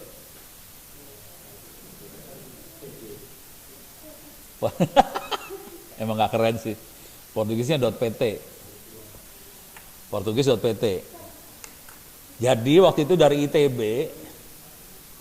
kita mainin tadi TCP sequence prediction segala macam. Pokoknya kita serang DNS servernya Portugis. Sampai mati. Jadi Portugis kita hilangin dari internet. Hilang dari internet. Cuman nggak dipublikasiin sih. Tapi kita matiin Portugis dari internet. Bisa. Indonesia gitu loh. Jago banget kita tuh. Jadi TNI sih fisik kan, wah terjunin pasukan Kopassus apa terjun ke timur dari ITB kita hajar juga, jabret hilang gitu. Tapi nggak pernah kita publikasi sih. Cuman sekarang masuk ke YouTube kan kacau ini. Terus ya. Jadi ada kejadian seperti itu juga. Nah, yang nggak boleh dikerjain sama Anda itu. Jadi ini informasi kira-kira kayak gitu, informasi banyak situ. Yang jangan pernah dikerjain adalah misalnya kayak gini. Ini diganti sama presiden ri.go.id, nggak boleh tuh. Kalau di enter urusannya 6 tahun penjara atau dendam 600 juta. Tuh kan, nggak keluar apa-apa kan? Nggak keluar dia, setengah mati itu dia. Gitu. Masuk ke YouTube lagi.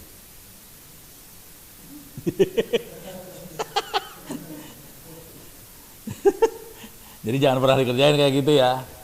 Misalnya di Lampung tuh apa sih? Apa GoID? Lampung Prof.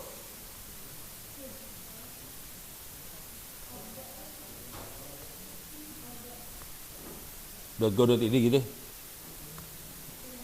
Jadi ini nggak boleh dikerjain ini. Kalau di enter kayak tadi, kayak sekarang ini di enter itu, ini dia mulai nyeken nih, Lampung Prof di scan segala macam supaya saya aman, Ctrl C. Soalnya urusannya 6 tahun penjara nih. Dan itu ditulis. Kira-kira kayak gitu. Jadi jangan dikerjain ya. Gitu. Tapi nanti outputnya kalau dikerjain ya, outputnya kira-kira kayak itu tadi. Port yang kebuka apa aja. Kita bisa ngeliat sih betapa tolol atau pinternya si admin. Gitu. Kalau portnya banyak, ini admin tolol. Kalau portnya cuma 2, oke, pinter. Kalau nyeken web saya biasanya portnya paling 1 gitu. Port 80, web kan 80 ya, port 80 nya kebuka, port lain ketutup semua, nggak kelihatan. Itu ya, deh. Ini adalah bagian dari sini, footprinting, kira-kira kayak gitu. Banyak sekali sih.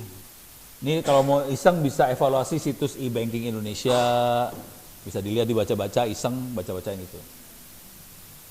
Sekarang kita masuk ke sniffing, nyadap. Oke, udah jam 3 aja lu, parah. Oke, saya akan jalanin.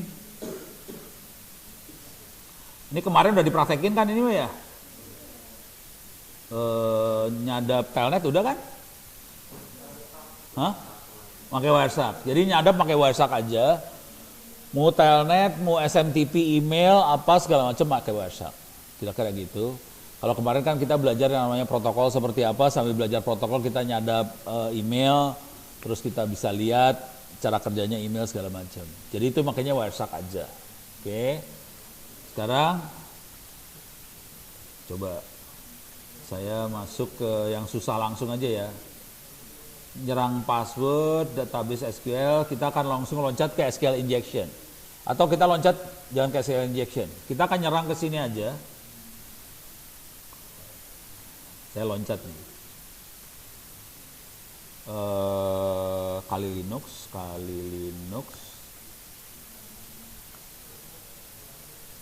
Oke. Ini loncat ini ya. Kayaknya materi ini nggak ada di wiki deh. Nggak ada di e-learning.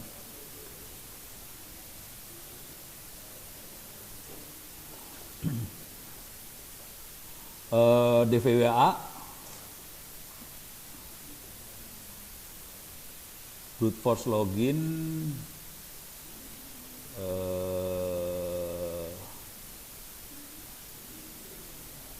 oke. Command injection. Kita akan coba command injection yang gampang lah. Oke, yang ini aja gampang. Saya akan masuk ke DVWA. Mana? Ini masuk Kali Linux ya.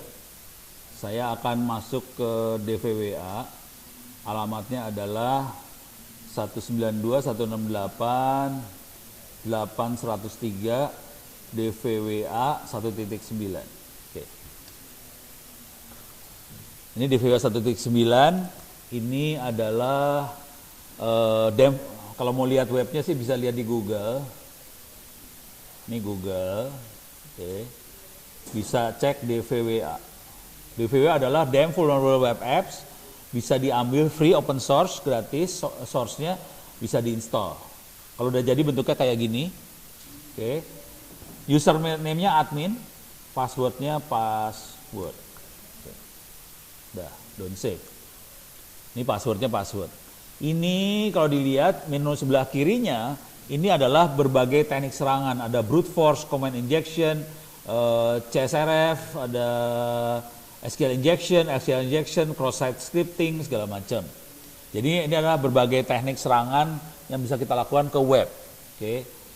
Terus supaya jadi kayak main game ada level-levelnya ya. Ada level easy, ada intermediate, ada advance, ada yang nggak bisa dijebolin. Jadi masuk ke level security ini, perhatikan levelnya saya set low. Ini bisa saya rubah ke medium, high, impossible. Kalau kita mau nyerang dan nggak jebol-jebol, taruh aja di impossible. Nggak akan jebol-jebol. Lu jadi orang gila abis itu. Jadi supaya kita hidupnya enak, makanya low aja. Submit. Oke. Sekarang kita akan coba nyerang. Admin salah. Password.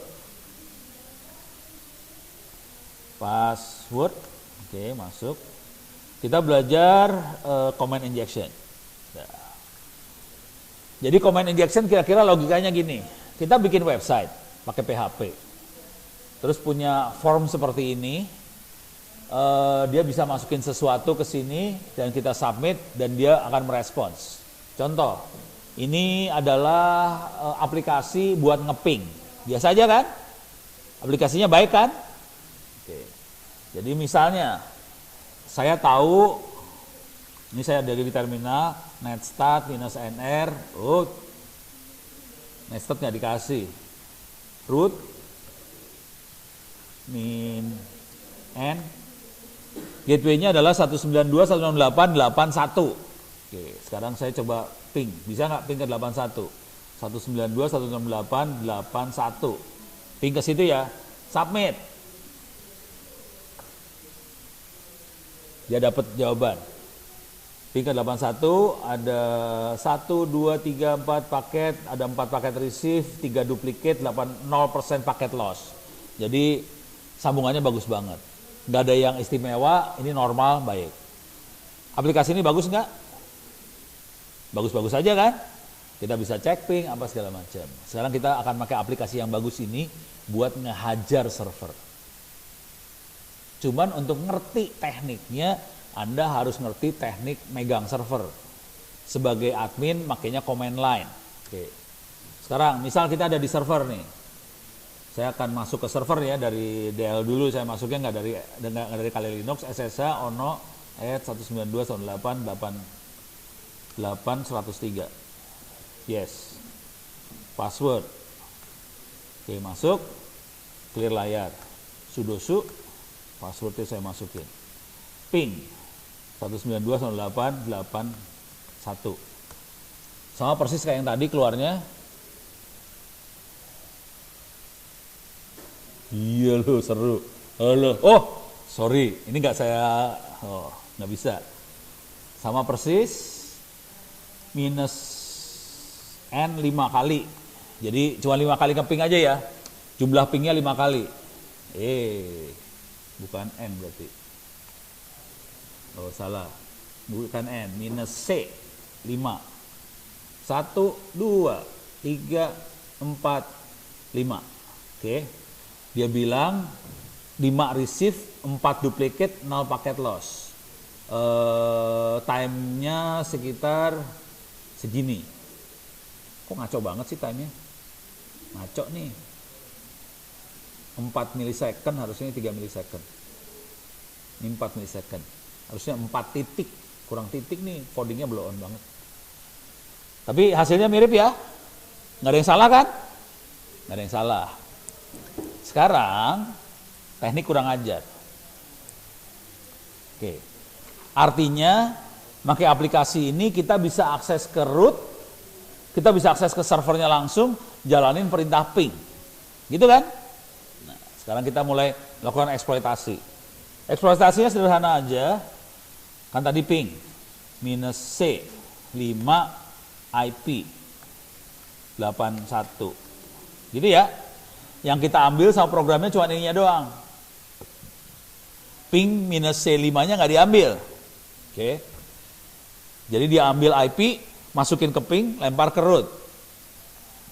Sekarang di root kita bisa ls etc, gitu kan? Dapat semua file yang ada di etc kan? Coba, nggak bisa. Coba bisa nggak di sini? ls etc, nggak bisa kan? Nggak bisa ya? Bukan sulap, bukan sihir. Soalnya nggak bisa kita melakukan gini.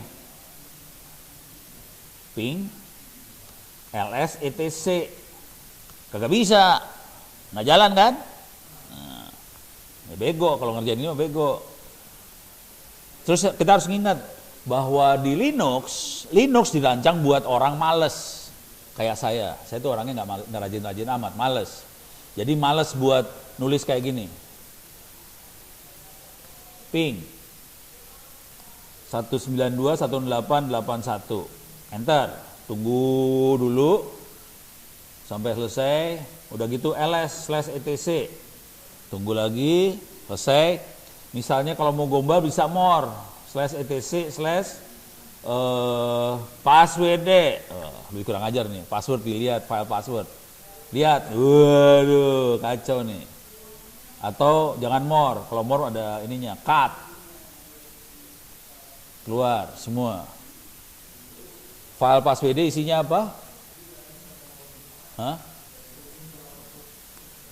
Oke, password yang pasti username. Passwordnya nggak ada. Passwordnya dikosongin sama dia nih. Passwordnya tulisnya X doang. Kagak ada passwordnya, bajingan dia. Passwordnya adanya bukan di situ. Passwordnya ada di shadow. Ini dia. Nih passwordnya nih. Bajingan kan? Ada di sini nih. Harus tahu jadi. Ada setan-setan naruhnya di mana harus tahu, gitu ya. Jadi namanya file password itu dia cuma ada username. Paling enggak minimal kita bisa tahu username-nya dulu. Tanpa kita ngehack, kita tahu username. Jadi ciri khas di server adalah, coba more, cut password, yang nomornya di atas 1000. Di sini ada 1000, 1002, 1001. Ini 1000 nih. Kelihatan ada 1001 guest, ada 1002 tamu. Itu adalah user-user yang ada passwordnya. Ada lagi nggak yang di atas 1000? Harus cari lagi di atas 1000. Tapi ini ada user-usernya ada di atas 1000 ya. Itu manusia tuh biasanya di atas 1000. Kalau sistem biasanya di bawah 1000. Tinggal urusannya gimana cari dapat passwordnya. Tadi password yang udah kelihatan di pas shadow ada. Nah sekarang dari sini gimana caranya? Kagak bisa kan? Tulis aja kalau mau lu gila. cut/etc password. Ya gak keluar lah bego kalau bisa keluar. Gak keluar kan? Gimana cara keluarnya? Jadilah orang yang males. Di Linux, di sini, di server, ini di server nih, kondisi server ya. Di Linux kita bisa menjalankan beberapa perintah sekaligus dalam satu kalimat. Pakai apa? Nggak tahu. Supaya berapa perintah jadi satu? Halo? Huh? Tadi saya kerjain loh. Saya sempat ngerjain tadi. Saya nggak ngeliat aja lu pada. Jadi supaya berapa perintah jadi satu kalimat, pakainya kayak gini nih, ping, misalnya nih. Ping nih ya, satu perintah kan? Kasih ini, perintah selanjutnya, cut, etc pas WD, perintah lagi, apalagi gitu. Jadi karena kita orang males, satu perintah banyak perintah dalamnya. Makanya makanya kayak gini lah, vertikal ini ya. Oke, coba kita kerjain, enter. Langsung keluar si geblek deh. Harusnya ping dulu nih. Kok langsung keluar sih? Pingnya nggak keluar nih.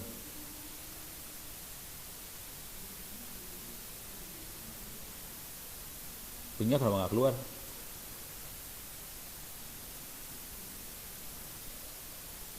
Coba.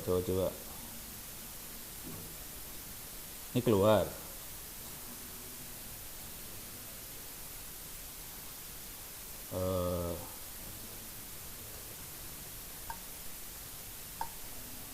Ini langsung keluar, ngaco.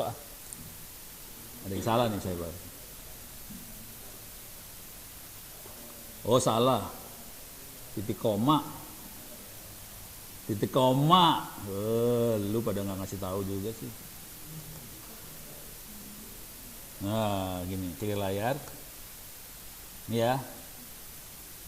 Ping 1, 2, 3, 4, 5 langsung keluar. Beres ya? Dia akan ngeping dulu, terus ngerjain perintah kedua. Jadi biar dia ketipu, makhluk ini ketipu, tekniknya adalah, jadi saya sudah login, loginnya mana sih tadi?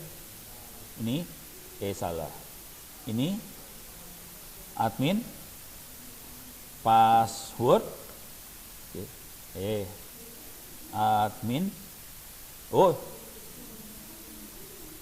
password. Oke, terus command injection 192.168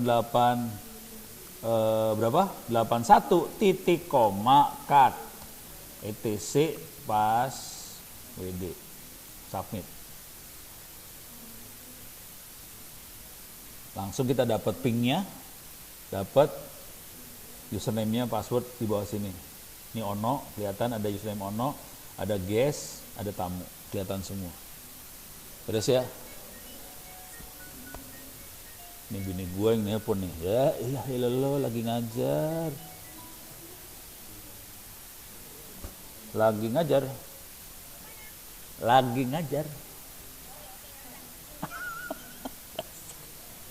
Yo, yang bisa nelpon cuma bini gue ya.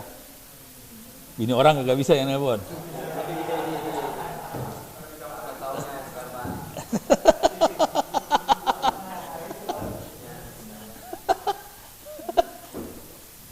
Ini beres ya? Ini namanya contoh command injection. Jadi kita inject perintah ke dalam. Dan ini nggak boleh nih loh. Ini username udah keluar.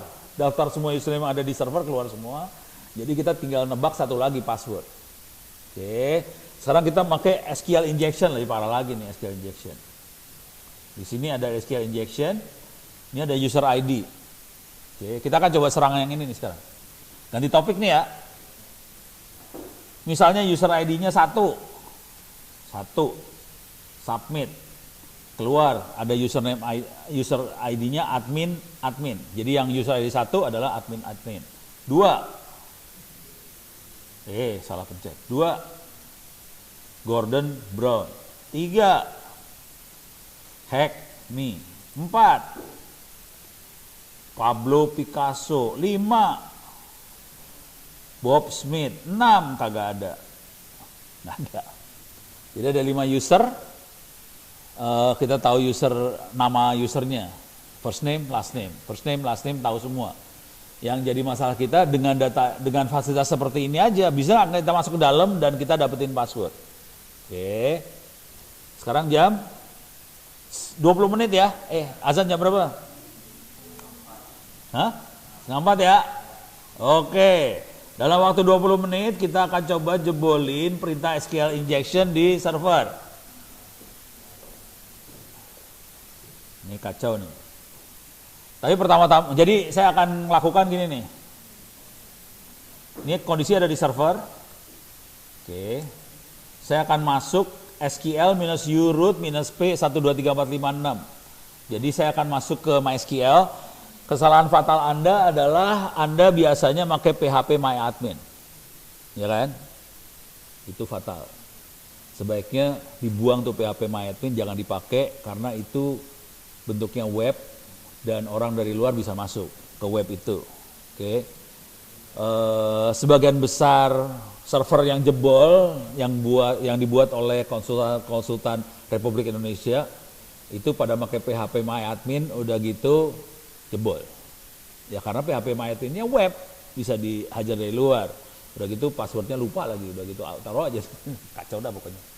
Oke, sekarang saya akan masuk. Ini sekarang posisi nggak ada PHP MyAdmin, saya makanya MySQL, saya masuk. Jadi bentuknya kayak gini banget nih, MySQL. Oke. Show databases. Saya bisa tahu database yang ada di situ apa aja. Tapi bentuknya udah mainnya command line semua ya. Gitu ya. Jadi udah main kayak gini. Kelihatannya aman. Tapi kalau tukang coding PHP-nya nggak bikin keamanan, jebol semua. Dan ini kita akan jebolin di situ. Ini kita masuk. Kita udah kerjain keluar sampai sini ya. Oke. Kalau kita lihat di sini tadi ada database namanya DVBA. Kita akan pakai DVBA. Use DVBA. Pakai DVBA, database-nya berubah ke DVBA. Sekarang saya akan select first name, last name from the table user where user ID sama dengan apa. Oke. Saya ganti user ID-nya sama dengan 1 di sini. Yang ini adalah perintah SQL, select from tabel usernya, parameter usernya, user ID-nya 1. Saya ambil. Kelihatan first name-nya admin, last name-nya admin. Kalau saya ganti 2, Gordon Brown. 3, Hack Me. 4, Pablo Picasso. 5, Bob Smith. Seperti tadi yang persis yang tadi keluar. Beres ya? Jadi persis sama aplikasi yang di web. Mana tadi? Mana sih webnya? Mana sih tadi? Oh, di sini ya.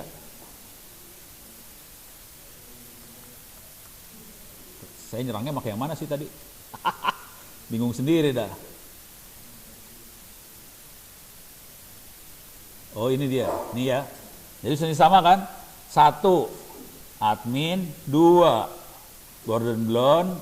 3, Hack Me. 4, Pablo Picasso. 5, Bob Smith. Persis sama. Sebenarnya dikirim adalah ID ini dikirimin masuk ke dalam, bentuknya jadi kayak gini di dalam sih sebenarnya. Beres ya. Terus ini perintah SQL-nya yang kita masukin, yang kita ambil ini doang nih.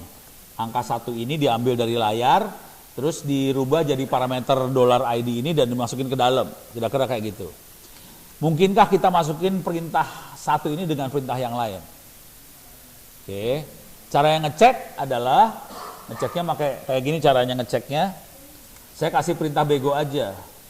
Kasih ini. Select masih sama, where user ID sama dengan rumus. Nah, ngaco nih udah.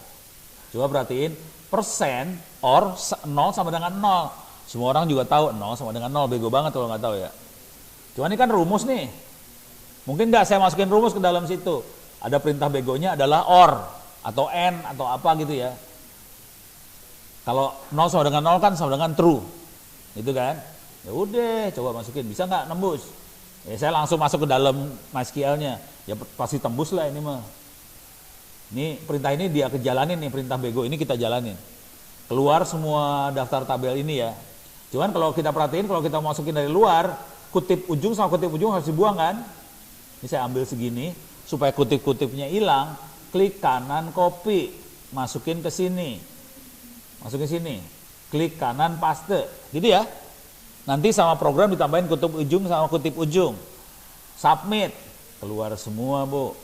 Keluar ya, oke ya. Artinya apa? Kita bisa masukin perintah yang bukan 1, 2, 3, 4, 5, kita bisa perintah yang ngaco-ngaco masuk ke dalam nih. Jadi cara ngeceknya sebuah website bisa nggak kita tembusin? Udah caranya kayak gini aja. Cuman biasanya anak-anak hacker biasanya ini jadi apalan. Padahal ini bukan apalan, ini harus ngerti aja. Bahwa tekniknya kita harus bisa masukin satu fungsi, kita masukin dalam satu parameter. Tadi kita masukin yang fungsi. Sekarang kita mulai masukin yang ngaco. Oke. Ini masih sama nih ya. 1 or 2 sama dengan 2. Kita ambil di sini. Ayo kita ambil semua dulu lah biar percaya dulu lah. Ini kita masuk dari dalam ya. Jadi saya akan main dari dalam sama dari luar. Ini dari dalam, keluar kan? Saya dari luar nih. Ambil. Klik kanan copy, masuk sini, klik kanan paste. Submit. Keluar ya. Oke. Sekarang kita coba lagi. Mulai kasih perintah yang aneh nih. Wah. Ditambahin or 00 union select null version. Wah, kacau ini. Langsung tambahin sama dia null version. Null versionnya 5725-28. Ini adalah versinya yang MySQL yang dipakai. Oke, bisa nggak ini dimasukin keluar? Coba kita tes. Masukin sini. Klik kanan copy. Paste. Keluar nih. Keluar ya. Keluar ya. Versinya keluar ya. Terus kemudian mulai masukin yang gila-gila. Username, user mana yang make, yang bisa akses ke database.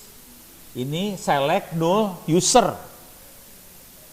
Ini user perintah user di SQL ya. Kita masukin di sini, paste. Usernya adalah root at localhost. Bisa nggak kita kirim dari luar? Ini saya ambil, klik kanan copy, masuk dari luar nih. Keluar root at localhost. Terus aja nih, ikutin aja semua nih. Database-nya apa? Database-nya adalah DVWA.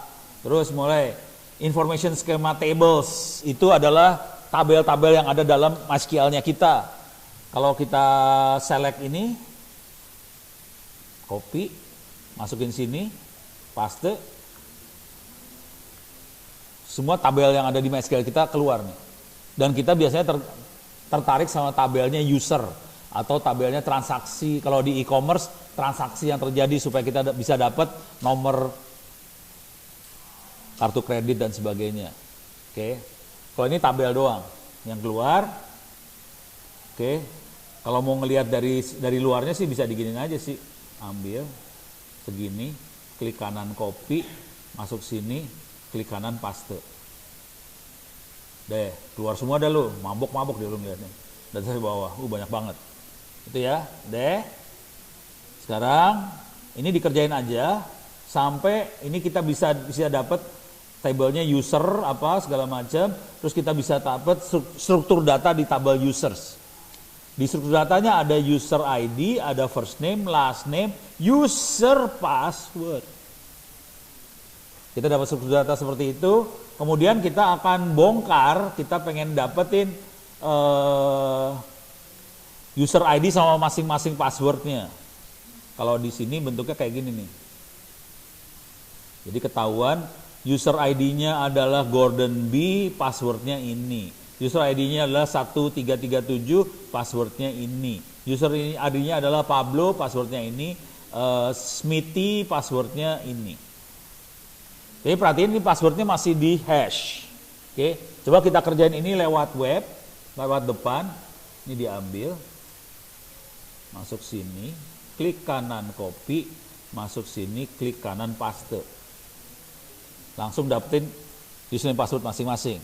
Yang harus Anda kerjakan adalah ngambilin satu-satu ini, username password ini diambilin satu-satu. Oke. Bikin satu file di sini Kali Linux.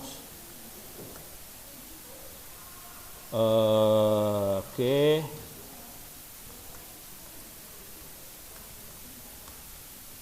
Bikin file seperti ini. Admin ininya apa, Gordon B apa segala macam. Ini asal hasil nyolongnya tadi.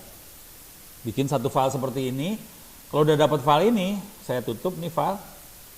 Walalala. Oke.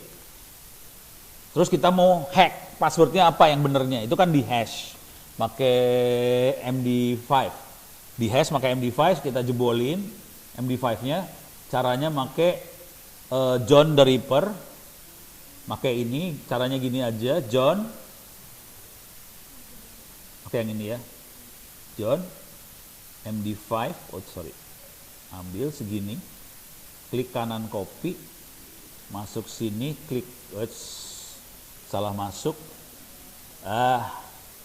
Saya harus ke sini. Apa tadi perintahnya? User bin John format raw MD5.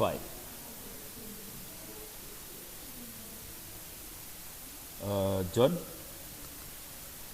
minus format raw MD5 junk txt. Oh, ini passwordnya udah keburu saya hack dulu sebelumnya. Jadi dia nggak mau ngasih. Kepaksa saya harus pakai cara lebih blow on. Jadi saya harus ke sini aja lebih gampang. Kalau kita belum pernah ngehack sebelumnya, saya udah pernah ngehack soalnya. Jadi nggak bisa lagi. Kalau kita belum pernah ngehack, bisa karena kita udah. Jadi saya harus cari di sini MD5 crack. Kita bisa masuk sini crackingstation.net.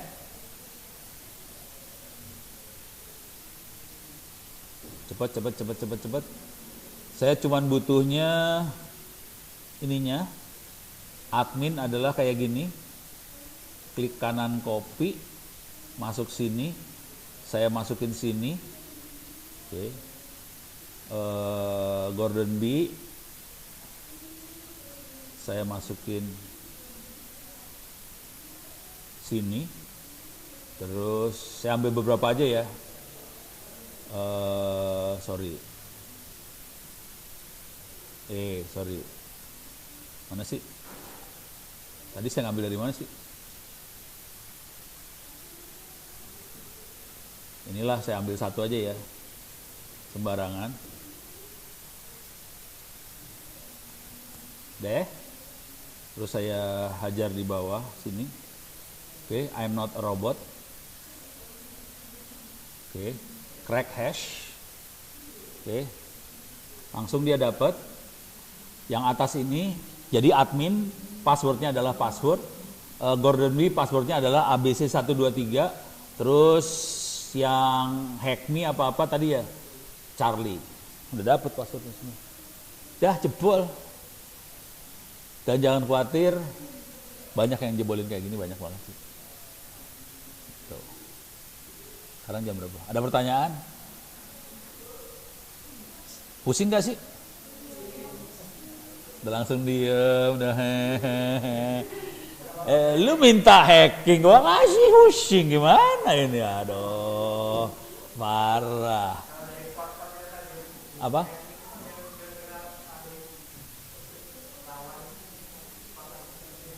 Port itu nggak rawan sebenarnya. Yang rawan adalah kalau aplikasinya nggak update. Jadi kita tahu, oke, port ada port ini.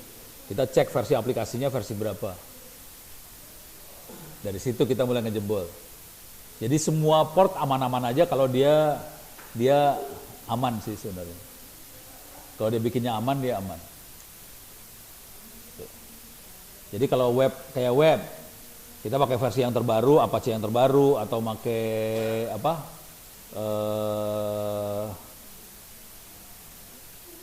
Web Engine X yang terbaru relatif aman sih sebenarnya.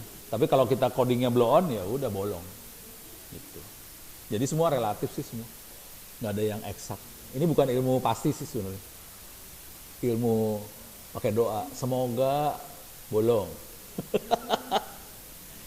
Ada pertanyaan lagi? Cewek-cewek? Nggak ada? Cewek stres? Karena posisi Anda adalah korban.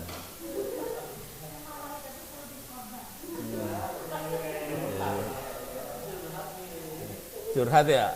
Korban. PHP. Iya, dari tadi codingnya pakai PHP emang sih. Oh, sebelum lupa. Finish.